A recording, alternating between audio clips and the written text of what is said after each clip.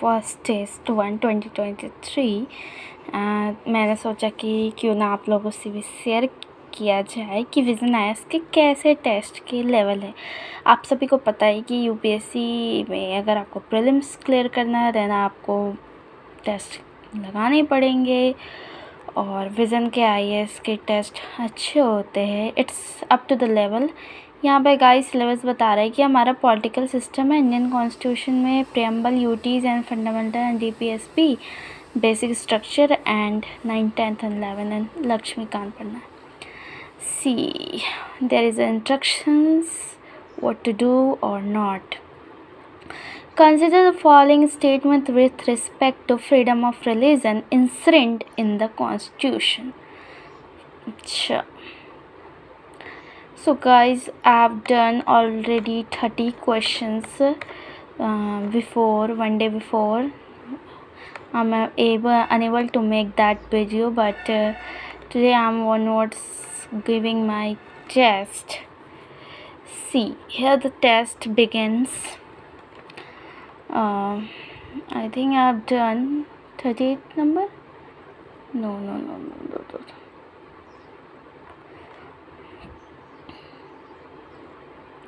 Yeah, I have to start with 39. Which of the following are emphasized as a right against exploitation in the Constitution of India? आप सभी को पता है कि right against exploitation हमारा दिया हुआ है फंडामेंटल राइट में कि क्या होते हैं, उसको आपको पढ़ने पड़ेंगे और ये सॉल्व करने पड़ेंगे। Protection against arrest and detention, prohibition of employment of children in factories and provision of human trafficking and force labour. तो हमको पता है कि राइट अगेंस्ट एक्सप्लॉयटेशन में दो ही चीज़ है कि हम जो बच्चे मतलब चाइल्ड लेबर से रिलेटेड है एंड ये provision of traffic in human beings are labour force. तो हम चलिए देखते हैं कि वन तो होगा नहीं, protection against arrest and detention ये नहीं दिया हुआ है राइट अगेंस्ट। मतलब सिंपली राइट अगेंस्ट एक्सप्लॉयटेशन का मतलब क्या है कि आप किसी चीज़ को कैसे एक्सप्लॉइट कर रहे हैं। तो सिंपली यहाँ पे आप इस चीज़ को डिलीट कर सकते हैं। ऑप्शन नंबर वन जहाँ डिलीट है तो आप ये ऑप्शन चला जाएगा एंड ये ऑप्शन चला जाएगा। अब there is a confusion between B and C. तो if you know the what is right against exploitation in not very well, but आपको पता होना चाहिए कि human trafficking and force labour एक तरह का भी एक्सप्लॉयटेशन है। तो you have to choose to go 2 and 3 option only. So C is correct. Now I'm going to further. Which of the following statements is correct with regard to Indian Independence Act 1947? अगर आपने historical अपब्रिंग्स पढ़े हुए हैं कि कैसे हमारा independence act हुआ तो आप इजीली सॉल्व कर सकते हैं। It provide that India can alter any law made by the heritage in relation to India including Indian independence itself. तो देखते हैं आगे नेक्स्ट ऑप्शन क्या है। It abolish the office of the governor general in India. I think so. So it declared India as independent. It did not proclaim the lapse of British paramountcy of a Indian princely state. तो आपको जो सही लगे option tick कर दीजिए। If firstly I am going to make what is the answers. I am also seeing first time now. Right now I am solving front of you questions. If any foreign territory becomes a part of India, then the power of this specifies that people of foreign territory shall be citizen of India is vested on. आपको पता होना चाहिए कि कोई भी territory को अगर हमारा पार्ट, अगर आपने आर्टिकल 2 एंड पहला तो हमारा जो आर्टिकल नंबर 1 है वो बोलता है इंडिया अटैचेस भारत, और article 2 and article 3 and article 4 ये हमारा टॉक अबाउट करता है ऑल्ट्रेशंस के बारे में बात करता है, कैसे हम किसी को ऐड कर सकते हैं और क्या उस पर हम लोग ले सकते हैं। तो पूछ रहा है कि ये चीज़ कौन वेस्टेड कर सकता है। डेफिनेटली कि उसके लिए तो नेशनल ह्यूमन राइट कमीशन को कोई इससे लेना देना नहीं होना चाहिए, ना ही सुप्रीम कोर्ट को। अब there is a classes between union government and parliament. तो ऑब्वियस सी बात है यूनियन गवर्नमेंट तो नहीं, अगर पार्लियामेंट में बिल पास होगा then you have to do alterations I think. Which of the following statement is correct regarding article 17। आप सभी को पता है कि आर्टिकल 17 क्या है।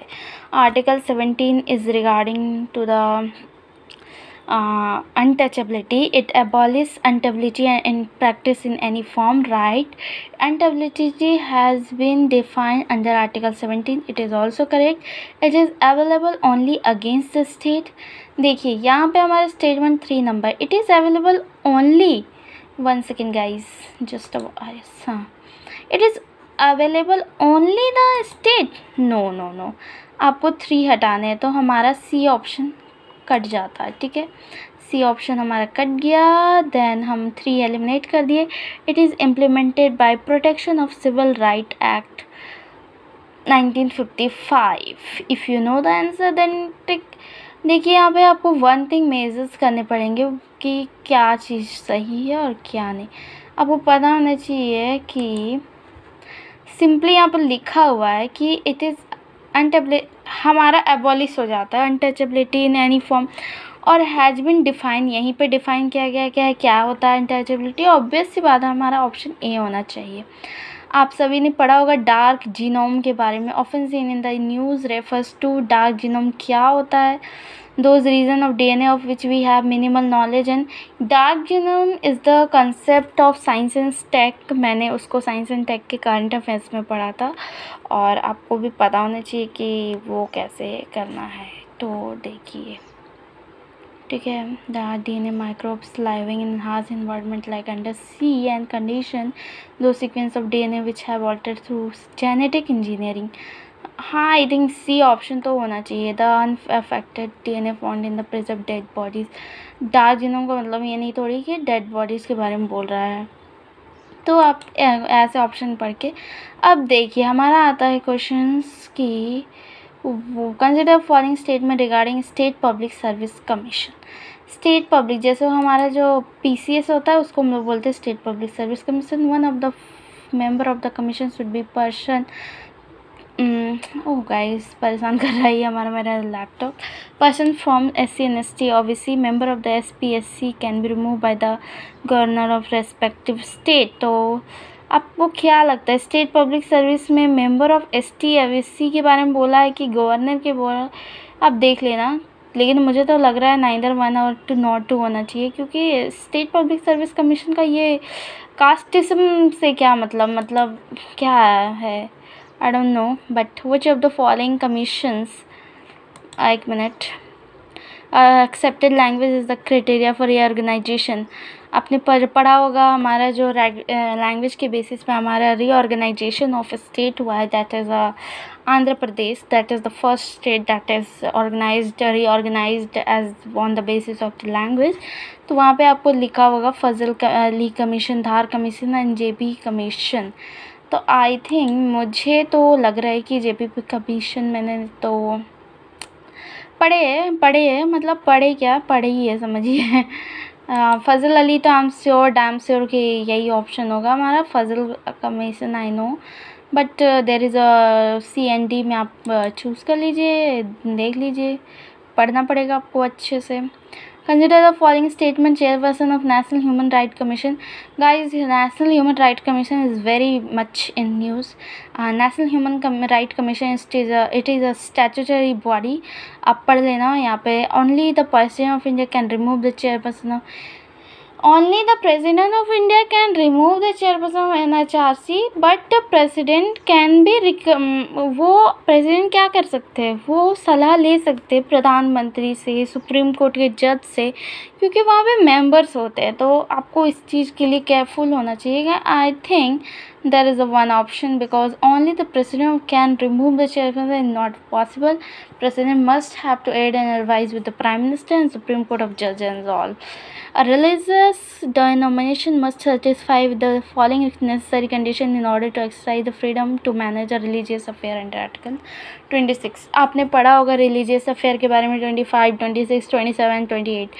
तो आपको उसको देखना है कि क्या उसका सही आंसर होना चाहिए। Group of individual with a system of belief, a group with a common organization, collective as a distinct name. मुझे तो लग रहा है guys there is no existence of collective as a distinct name. 3 का कोई जगह नहीं है। Leader who practice a distinct doctrine 3 और 5 को तो मेरे को कहीं जगह नहीं लग रहा है, but let's see. A leader who preaches a dis, oh right. अगर हमारा 3 कैंसिल होता है then it must be answer of 1, 2 and 5। I am not sure, आपको कमेंट बॉक्स में आंसर दे देना मेरे को। I am also first timer solver. Which of the following is are the fundamental duties under part 4A of the constitution of India. देखिए बहुत simple है। To develop scientific temper and humanism, to encourage the participation worker, to manage and to pay taxes, to cast book. मैं आपको बताना चाहूँगी there is one thing कि fundamental of duties में क्या दिया। There is a fundamental of duties, these are the fundamental of duties. To pay tax, yes, it is a fundamental duties. Encourage the participant management, yes, temper and human। तो आप देख लेना कौन सा answer होगा, आप देख लो। Which of the following element, I think basic structure of constitution has let down the various court judgment. आपने बेसिक स्ट्रक्चर पे कौन सा केस पढ़ा होगा?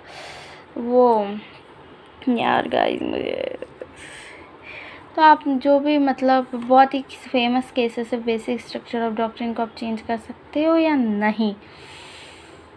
Secular character of constitutions and separation of power between the legislature and executive. I think there is no exist of socialist state. I think so that let's see what's the answer. Which of the following is are common to the both interest group and people movement? What is interest group and people's movement? Have you heard the name of pressure group? Pressure group means that जो मतलब with the best example of the farms bills law, due to a pressure group, pressure on the government to change their policy and implement better policies to the people. So that pressure and interest groups are very similar to each other. So both attempt to influence politics without directly taking part in the electoral competition. That is very correct. Both have loose organization where decision making is informal and facts-led. Both are largely dependent on spontaneous mass participation. Yes, this is also correct. I think all of the D, I think होना चाहिए 1, 2 and 3. तो I'm discussing with you. I have only 10 question right now. Next video till I will give more. There more questions on the basis of. So if next video.